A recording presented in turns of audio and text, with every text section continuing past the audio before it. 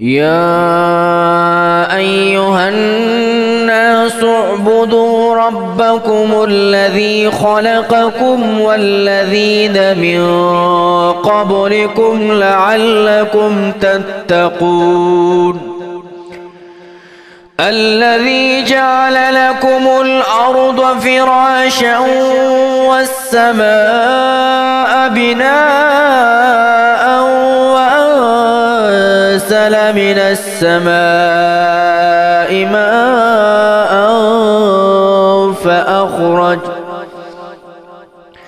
من السماء ماء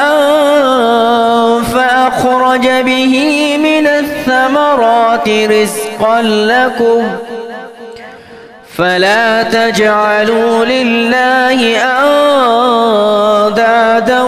وأنتم تعلمون وإن كنتم في ريب مما نزلنا على عبدنا فأتوا بسورة من مثله وادعوا شهداءكم من دون الله إن كنتم صادقين فإن لم تفعلوا ولن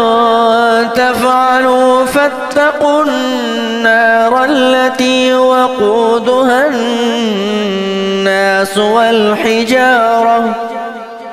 أعدت للكافرين وبشر الذين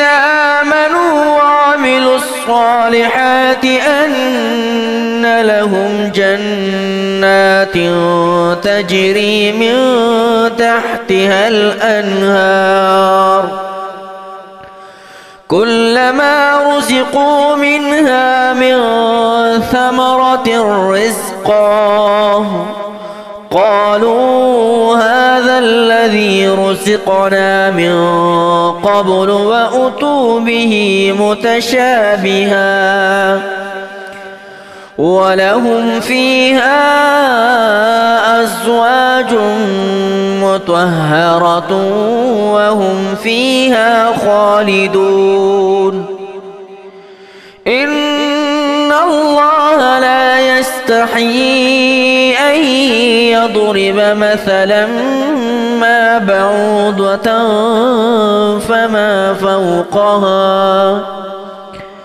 فأما الذين آمنوا فيعلمون أنه الحق من ربهم وأما الذين كفروا فيقولون ماذا أراد الله بهذا مثلا يضل به كثيرا ويهدي به كثيرا وما يضل به إلا الفاسقين الذين ينقضون عهد الله من بعد ميثاقه ويقطعون ما أمر الله به أن يوصل ويفسدون في الأرض أولئك هم الخاسرون كيف تكفرون بالله وكنتم أمواتا فأحياكم ثم يميتكم ثم يحييكم ثم إليه ترجعون هو الذي خلق لكم ما في الأرض جميعا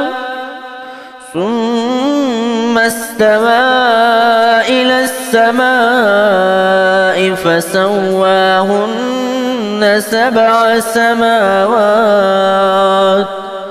وهو بكل شيء عليم.